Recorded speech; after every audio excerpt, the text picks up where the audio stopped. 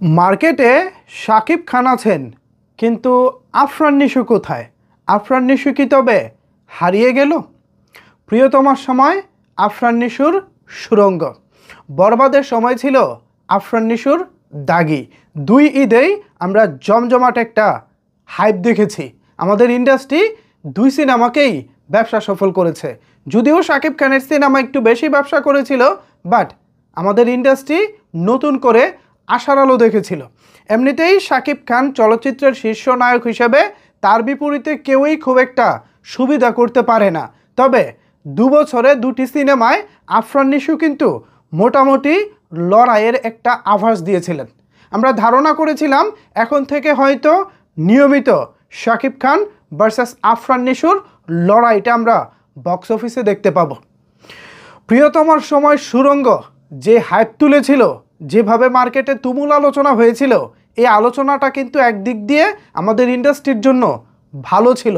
কারণ যত আলোচনা হবে সিনেমা ইন্ডাস্ট্রি তত ব্যবসা করবে। একদিক থেকে হয়তো বা ব্যক্তিগত কিছু কাদা ছড়াছড়ি হয়েছিল, বাট সেটাকে যদি আপনি একটু দূরে সরিয়ে রাখেন, আপনি কিন্তু এখানে অনেক পজিটিভ কিছু পাবেন।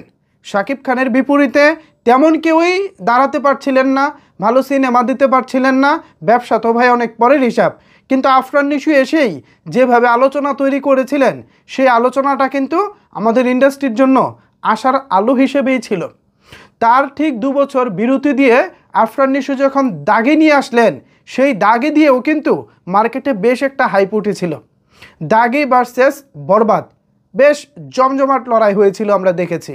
এরপর আমি ব্যক্তিগতভাবে ধারণা করেছিলাম আফরান নিশো হয়তো এখন থেকে নিয়মিত চলচ্চিত্র অভিনয় করবেন এবং প্রত্যেকবার যখনই শাকিব খানের সিনেমা আসবো তখনই আফরান নিশোর সিনেমা আসবো।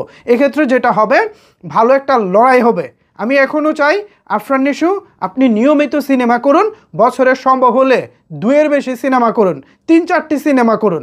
যত বেশি সিনেমা তত বেশি দর্শকদের কাছে আপনি পৌঁছাতে পারবেন। হয়তো ছোটো পর্দা দিয়ে আপনি এমনিতেই পরিচিত, বাট বড় পর্দায় তো ভাই আপনি নতুন।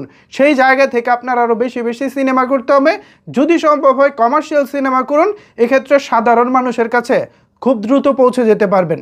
আমি ব্যক্তিগতভাবে চাই আফরান নিশো স্ট্রংলি কামব্যাক করুক, কমার্শিয়াল সিনেমা দিয়ে কামব্যাক করুক।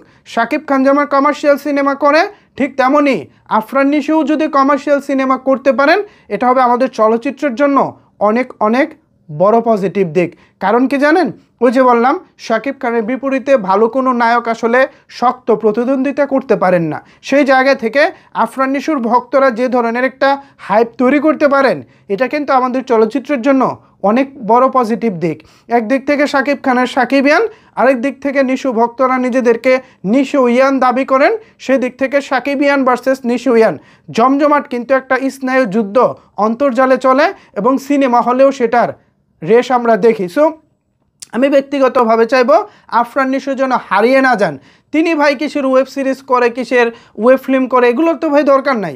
আপনি বড় পর্দায় হিরো হয়েছেন মানে বড় পর্দায় কাজ করবেন, নিয়মিত কাজ করেন ভাই। আমি একজন সিনেমা প্রেমী হিসেবে আপনাকে নিয়মিত বড় পর্দায় চাই।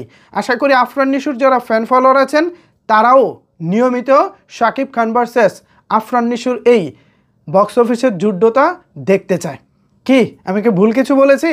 আপনাদের যদি এ বিষয়ে কোনো মতামত থাকে তাহলে অবশ্যই সেটি নিচের কমেন্টস বক্সে জানাতে পারেন। ধন্যবাদ সবাইকে এতক্ষণ আমার সাথে থাকার জন্য।